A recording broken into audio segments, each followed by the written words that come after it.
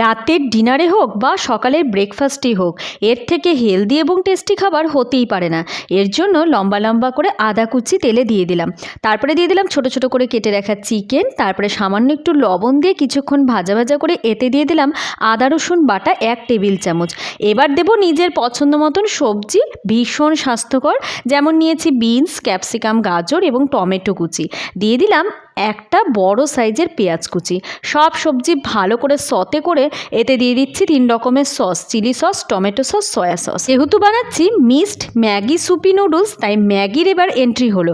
Maggi দিয়ে ফুটিয়ে রাখা গরম জল দিয়ে জলে গুলে রাখা কর্নফ্লাওয়ার দিয়ে বেশ কিছুক্ষণ ঢেকে নাড়াচাড়া করো। 2 মিনিট পর ঢাকা সরিয়ে দিয়ে দিলাম ম্যাগি মশলা এবং ধনেপাতা কুচি। ম্যাগি মশলাটা তোমরা চাইলে স্কিপ করতে পারো।